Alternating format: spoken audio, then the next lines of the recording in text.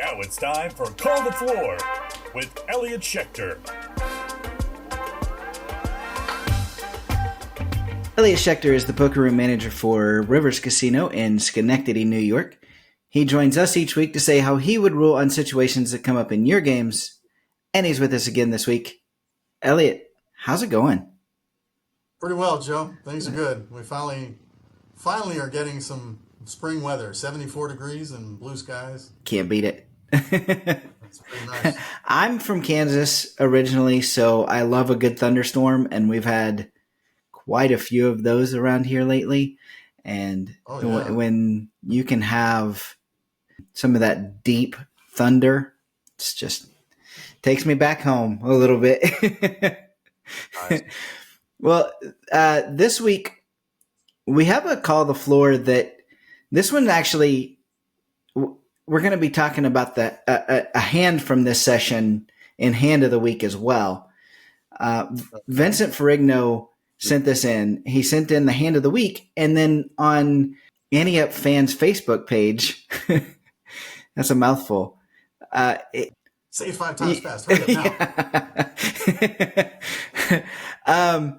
Well, he played in his first Crazy Pineapple tournament in Texas. He said it was pretty disorganized as to when you discard. Some were doing it as they checked or bet, and some waited until all the betting was concluded. So we actually have a couple of things to talk about, but the first clarification would be in Crazy Pineapple, when's the discard supposed to be? Okay. Having just played a Crazy Pineapple tournament at the very well-run Peppermill Spring Roundup, excellent tournament, great staff, great team, great leader, and one of the non-hold'em events was pot limit Crazy Pineapple. Nice. And they did it as well as you could have done, and the discarding was after the flop betting round, so nobody released the card until the bets were settled. And that's the way it should be done. It's the fairest way. Right. You don't want somebody not paying attention or just looking at their cards, figuring out a discard while the betting's going on. You got to get the betting out of the way. Because let's face it, if you're folding, what do you need to discard for? So, yeah. And you're giving away the least information. You're wasting the least time. It's the best way to do it. And that's the way it should be done. Right. So does it then go in order? Like, the first person left, or does it just everybody just discard your card? It doesn't matter because you're all releasing 1 out of 3 cards. Right. There's no information to be given. Nobody knows what your cards are. Right. So I mean, generally the dealer asks for the discards and everybody just sends them in. If somebody's not discarding, eventually the supervisor will enforce a clock. Right. And then if they got to keep doing it for the same guy, they will definitely kill your hand if you're not discarding upon request. Yeah. I just, if you did it in an order, the only thing that I could think of that would help with is making sure that nobody forgot to discard. The dealer is asking for discards. So the casino and the dealer are doing their part. The player, very much obligated to pay attention. Right. Supposed to discard upon request. Nothing unreasonable. So having it in order doesn't assist in that. Right. Well, I think number 2 here of the clarifications actually is cleared up if you do number 1 correctly. But they also said if you discard when action was on you, then that constituted a check. Would that be the typical rule? But if you're not discarding until after the betting round is done, then that solves that problem anyway, right? It does solve the problem. It makes it moot. But again, discarding is not a betting action. It's reducing your hand to its eligible state. Right. It doesn't mean you've passed on making a bet or plan to make a bet. It means nothing other than you've gotten your hand down to being eligible to continue. Right. And it shouldn't be a rule. Again, it's not a bet. It's not a chip. It's not piece of money. It's a card. Yeah. Let it be what it is. This last one shows kind of how disorganized the whole thing sounds like it was. He says, if players held their cards until action was completed, then some dealers would wait a second after the action was done for all players to discard, and others would go quickly to the turn.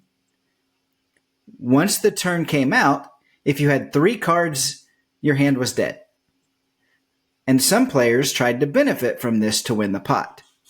Right. He says there was one hand where a player had 3 cards as the dealer tapped the table before putting out the turn, and I said, wait, seat 1, you need to discard. I was told I couldn't say anything.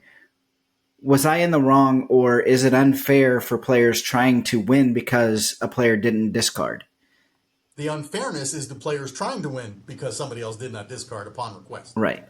The dealer asked for discards, and once the dealer has opened the floor to getting people to discard, having the player do it is not assisting or having multiple players play one hand or being unfair in any way. The game is made for people to know when to discard. It's the dealer's responsibility to ask for said discards. If the players are speaking up and making sure players are getting their discards out, it's fair for the game. The only person who doesn't benefit is the guy who's unfairly trying to benefit by technicality. Right. As opposed to, playing the best poker or betting somebody off a hand or, winning with the best hand. Don't do that. Let's just make sure he has ineligible cards and now I can win without ever trying. That's much easier. And it's wrong. Right. Yeah, the players should be speaking up. And they should be telling the dealers, sir, you're not the one on the clock. We're the ones on the clock. What are you worried about how many hands you get? Let's make sure everybody's got an eligible hand so they can actually win at Showdown. Don't rush. And lo and behold, we had the one dealer who was trying to set the hands dealt record per half hour, who had four no discards in a half hour down. We were looking at the tournament director like, come on, guys, we're not playing slow here. She doesn't need to rush us. She'd get the turn out, and of course they got to take the turn back because everybody in the pot has an ineligible hand. They can't just split the pot. We got to play it out. And she wasn't even asking for discard. She was just burning and turning and trying to get the hands out. It's like, no. All the other dealers they tap the table, discards, please. And we weren't playing limit, which is typically how the pineapple versions are played. We were playing pot limit. So we weren't going 5-way action. It was 2- and 3-way action at most. So it was easy for the dealer to keep track of who was in the hand. Discards, please. And she would be looking at the players with the cards. She wouldn't be looking anywhere else. But yeah, speaking up is fair. It's the right thing to do. Right. Nobody should be snookered or technicality out of a pot. That's crap. And it's completely unreasonable. Right. And we've actually talked about situations like that here before. Like trying to win by a technicality is not poker. So saying something, Vinny, you did the right thing by saying something, and I wouldn't let the table try to bully that out of anybody. So there's no place, even for many decades, there was a regular everyday pineapple game in Reno, and even that game's done. So there's nowhere in the world that you're going to be playing pineapple on a daily, weekly, or monthly basis. It's just not going to be. It's going to be a special event at a series where they just throw something on the schedule, generally to relieve some of the scheduling congestion for dealers. They got to have it. They know there's going to be a day where they can schedule as dealers to get some time off for these people who are working anywhere from 6 to 26 days straight. They got to loosen up the reins a little. They put a schedule on like this. They know they'll have a small crowd, but they'll still have something different on the schedule. Nobody's playing these games regularly to reasonably expect the players to be 100% sharp and know when to discard without being prompted is unreasonable and shouldn't be an expectation in any way. Right. Well, Elliott, as usual, I appreciate you giving us some insight on that. Vinny, I appreciate you sending that in. And also, if anyone has a call to the floor that they would like to know how Elliott would rule, send it to podcast@anteupmagazine.com. Elliott, we'll see you next week. Absolutely. Look forward to it.